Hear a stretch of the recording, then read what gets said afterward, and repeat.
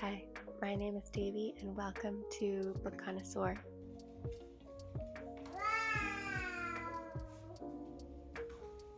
Today I have for you hot girl fragrances.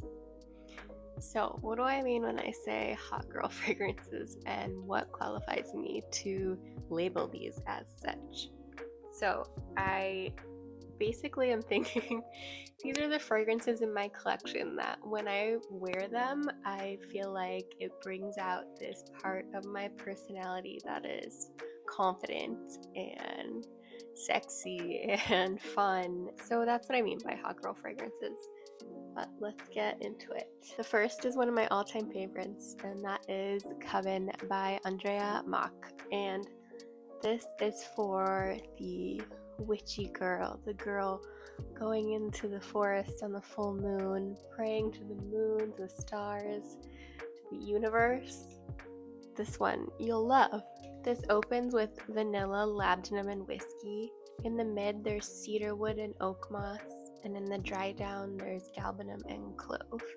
And what I would say to you about those notes is completely disregard them, because this is so well blended and so unique that I cannot identify any of those notes in particular in this.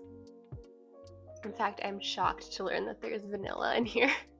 What I get is a fresh cut grass. I mean, this is like, if you know what a tomato leaf smelled like, it smells like this. And then there's that little bit of oak moss, which I think lends to the smell of the earth and the decaying of the forest floor and the humus there. I'm happily telling you this is my most complimented fragrance.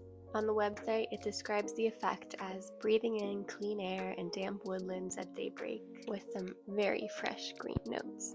And that's exactly what I get from this. And obviously Coven, like, if you're a witch, here you go. Next we have Hearsay at 3 by TuTu. This has bergamot juice, hibiscus musk, ambergris, and amorous. The sort of snippet of the time when you would wear this is it's a sudden burst of your wildest side. And that is exactly what I get from this.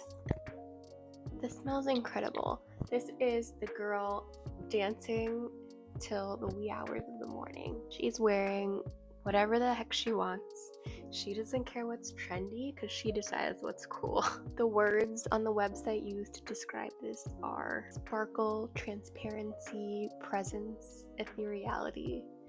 I have a friend in mind. Every time I smell this, I think of her, and she just was magnetic and so ethereal, and everyone loved her. She was never afraid to try new things or be a little crazy or kooky or whatever. And Hearsay at 3 is for that hot girl. The next is a little bit more straightforward, and this is for your hot Scandi girl, Fjällsjö by Björk and Berries. Now, this is a clean laundry, clean cotton fragrance. There's a clean cotton accord in the top. There's also freesia and ambrette seeds. In the mid, we have spring magnolia and water lily. In the dry down, we have silk musk, ambroxan, and crisp amber. This is one of my favorite scents. It definitely has the largest dent because it's such an easy reach for me. This is not offensive to everyone, but everyone will still notice you. It is just so incredibly fresh and soapy and clean. Stepped right out of the shower, clean. I just adore this scent. It will always be in my collection. Something interesting that happens when I put this on my skin is I get this peppery note that's like a full green pepper. There is nothing in the list of notes that says that it has a pepper note, but I smell like that peppery skin of like a bell pepper, and I just love it. This is for that hardworking girl who goes to the office. It's not offensive, so perfect for the office. She works her 9 to 5, then she goes out to meet her friends, maybe heads to an art opening, and then goes home for a quick glass of wine and goes to bed early so she can wake up and get her workout in before work. That's who's wearing this. The girl I wish I could be. Next we have number 2 Ground by Gabar. This is coriander and saffron, pink peppercorn and ginger in the top. There's orris and fig and cedarwood in the mid, and oud, sandalwood, vetiver, and musk in the dry down. The thing about this is it is so well blended, so none of these notes in particular stand out to me except for the fig. There's something very warm and cozy. I think it's like the fig and the ginger mixed together. This is the effortlessly cool girl. Now she loves to travel. She stays in hostels. She loves to meet people. That's who's wearing this perfume. This is inspired by Myanmar's ancient capital, Bagan. And this girl is just so social and fun, but down to earth and grounded, as it says in the name. She's just very present and she loves to meet people. She has the best stories. Like, this is who's wearing this perfume. Next we have Dark as Night by Henry Rose. This perfume is mostly vanilla and patchouli. At the top there's green grass. In the mid there's vetiver and freesia. And in the base there's patchouli and vanilla bean. This girl knows who she is. She knows what she likes and she doesn't care if you don't like it. She's confident in her choices.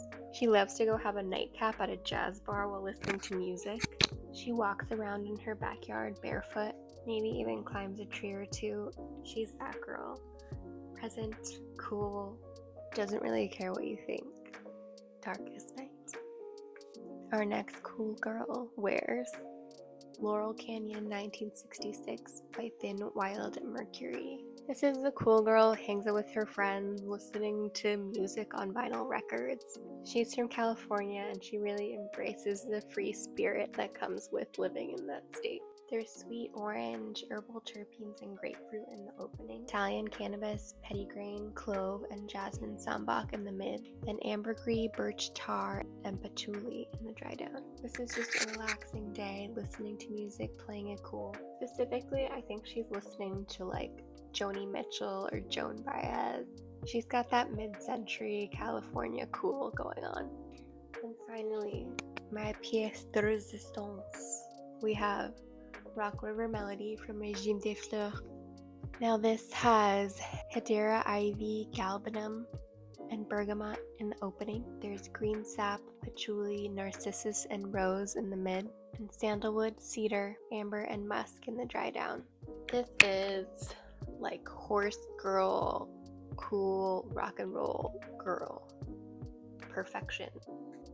She is so cool that she doesn't need to smell like flowers. She doesn't need to throw her gender identity into your face because she's so confident in who she is. This perfume was named after a pony, inspired by crisp spring mornings with young leaves and flowers just beginning to bud. And that's what I love about this, is that crisp spring morning has that coolness in the air, and that really comes across in this. I mean, there's so many warm notes in this perfume, but it is just so cooling. Specifically inspired by Fontainebleau, which is a forest outside of Paris, a place commonly occupied by the upper class socialites in France, the aristocracy. And I do kind of get that. It's like that scene in Bridgerton where Anthony is chasing after Kate Sharma on a horse. Like, that is what this smells like. I feel like Anthony Bridgerton would wear this perfume. I just love it. This is like one of my all-time favorites. Top shelf perfume. These are my hot girl fragrance recommendations. Let me know, do you agree with any of these? Are there any more I should add to this list? And I'll be back soon for another video. Bye.